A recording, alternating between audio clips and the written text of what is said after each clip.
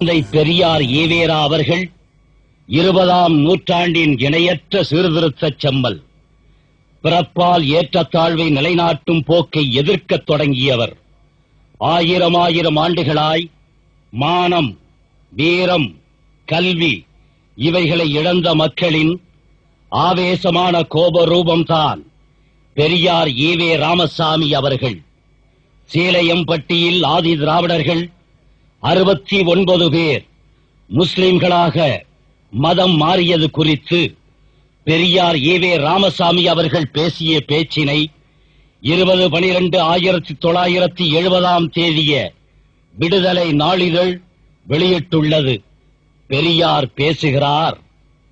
சேலையம்பட்டியில ஆதி திராவிடர்கள் 69 பேர் முகமதியரான விஷயத்தை பற்றி எனது மகிழ்ச்சியை தெரிவிக்க சில வார்த்தைகள் பேச போறேன். இந்து மதம் என்பதிலிருந்து மதம் மாறினதாக சொல்லப்படும் 69 ஆதி திராவிடர்களும் பிறவியின் காரணமாக அவர்களுக்குள்ள இழிவிலிருந்து விடுதலை அடைந்ததோடு பாமரத்தன்மையும் காட்டுமிராண்டித்தனமுமான மிருகப்பிராயத்திலிருந்தும் அறியாமையிலிருந்தும் சிறிது விடுதலை அடைந்தவர்களாவார்கள் என்பதற்காகவே மகிழ்ச்சி அடைகிறேன். மேற்கண்ட 69 பேர்களுக்கும் தீண்டாமை என்பது போய்விட்டது. இனி ஒருவன் அவர்களை பறைய, சக்கிலிய, சண்டாளன் அப்படின்னு இழுவா பேச முடியாது. அவங்களும் மற்றவங்களை சாமி சாமி, புத்திசாமி என்று கூறிக்கொண்டு எட்டி நிற்க வேண்டிய அவசியம் இல்லை. வெங்காயம் மற்ற மனிதர்களின் காலில் விழுந்து கும்பிட வேண்டியதில்லை. ஊரை விட்டு வெளியில் குடியிருக்க வேண்டியதில்லை. குளிக்க தண்ணீர் இல்லாம திண்டாட வேண்டியதில்லை. வெங்காயம் வண்ணா நாவித இல்லாம அழுக்கு துணியோட கரடி போல மயில வளர்த்துக்கிட்டு பாக்குறதுக்கு அசிங்கமா தோட்டம் அளிக்க வேண்டிய அவசியம் இல்ல.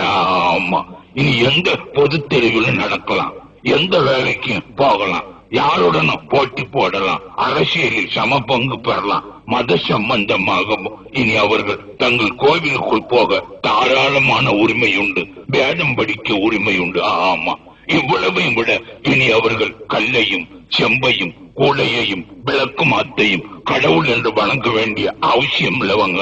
ஆமா, மற்றும் இவர்கள் பொருளாதார கஷ்டத்திலும் அறிவு வளர்ச்சி தடையிலும் சமூக இழிவிலும் சுயமரியாதை குறைவிலும் அரசியல் பங்கு குறைவிலும் இருந்து ஒருவாறு விடுதலை அடைந்து விட்டார்கள் என்பது போன்றவைகளை நினைக்கும் போது மகிழ்ச்சி அடையாமல் இருக்க முடியவில்லை. ஏன்னா தீண்டாமை, நெருங்காமை, பார்க்காமை, பேசாமை முதலிய மதத்தின் பெயரால், வேத சாஸ்திரங்களின் பெயரால் உள்ளவைகள் எல்லாம் அடியோடு நீங்க வேண்டும் என்கின்ற தீவிர ஆசையை இம்மாதிரி என்னை நினைக்க செய்கின்றது. ஆகையால் முகம்மதிய மதத்தை தழுவதினால் தான் தீண்டாதவர்களுக்கு இது உடனேயே சமூக சமத்துவத்தை அளிக்க முடியும் என்று நான் கருதுகிறேன். இந்த நிலைமை நமக்கு ஏற்படாமல் இருக்க வேண்டும் என்பதற்காக நான் எவ்வளவோ பாடுபட்டு பார்த்தேன். தீண்டாமை முதலிய கொடுமை ஒழிய வேண்டும் என்கின்ற கருத்துள்ளவர்களுக்கும் ஒற்றுமையை எதிர்பார்க்கும் மக்களுக்கு சுயமரியாதை உணர்ச்சி ஊட்ட வேண்டும் என்னும் கருத்துள்ளவர்களுக்கும் நமது நாட்டில் இப்போது உள்ள முக்கிய வேலை முதலில் தீண்டப்படாதவர்கள் முகமதிய ராபத்தை ஆட்சேபனை செய்யாம இருப்பதே எனது தாழ்மையானதும் கண்ணியமானதுமான அபிப்பிராயமாகும். இன இழிவு ஒழிய இஸ்லாமே நன்மருந்து என கூறினார் பெரியார் அவர்கள். திராவிட உத்தியோகஸ்தர்கள் SIR எம்ப்ளாய்ஸ் அசோசியேஷன் சங்கத்தாரின் சார்பில் பெரியார் அவர்களுக்கு திருச்சியில் 1947ஆம் ஆண்டு மார்ச் மாதம் 18ஆம் தேதி 1080 ரூபாய் கொண்ட பணமுடிப்பு அளிக்கப்பட்டது. அப்போது அங்கு அலை கடலென கூடியிருந்த சுமார் 5000 மக்கள் கூட்டத்தின் மத்தியில் பெரியார் அவர்கள் பேசினார்கள். தோழர்களே, நமது வியாதி நோய், சூத்திரர்கள் என்ற நோய் பெரிது, மிக மிக பெரிது. இது புத்தி தொழு நோய் போன்றது, வெகுநாளைய நோய். இதுக்கு ஒரே ஒரு மருந்து தான், அது இஸ்லாம் தான். இதை தவிர வேறு மருந்து இல்ல. இது இல்லாட்டி வேதனைப்பட வேண்டியதான். ஆமா, தூக்கம் மருந்தும் போத மருந்தும் கொண்டு நோய் இம்சை தெரியாம நாளும் பிணம் போல கலக்க வேண்டியதான். நோய் தீர்ந்தெழுந்து நடக்க இன்றைய நிலையில் இஸ்லாம் தான் மிகச்சிறந்த மருந்து. ஆமா, அதுதான் நாடு கொடுக்கும், நிமிர்ந்து நடக்க செய்யும், வீரம் கொடுக்கும் மருந்தாகும். இஸ்லாம் என்றால் முகமது நபிகள் மதம் என்றோ, இங்கு லுங்கி கட்டிக்கொண்டு அளந்து தாடி வைத்துக் கொண்டிருக்கும் சாஹிபு, ராவுத்தரு, மரைக்கார், மாப்பிள்ளை என்கின்றவர்கள் மதம் என்றோ கருதிவிடாதீர்கள். இஸ்லாம் என்பது சாந்தி, பணிவு, பக்தி என்ற பொருள்படும் அரபு சொல். இஸ்லாம் என்பது சகோதரத்தன்மை என்பது, கடவுள் என்பது திராவிட மொழி, காட் என்பது ஆங்கில மொழி, அல்லாஹ் என்பது அரபு மொழி என்பதல்லாமல் திராவிடர்களுக்கு மாறுபட்ட கடவுள் அல்ல, கொள்கை அல்ல என்பேன் தான்.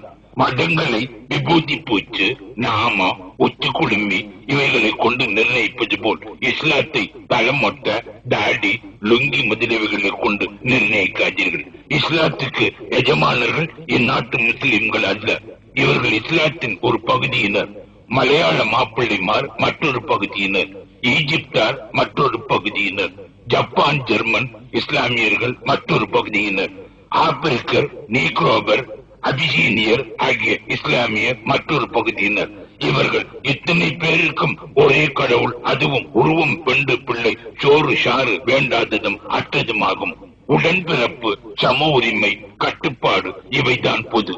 மற்றவைகள் எல்லாம் காலதேச வர்த்தமானங்களை பொறுத்தது. இவை ஒன்றாய் இருப்பதால் தான் 60 கோடி மக்கள் உலகில் எந்த பாகத்தில் இருந்தாலும் உடன்பிறப்பாய் இருக்கின்றார்கள்.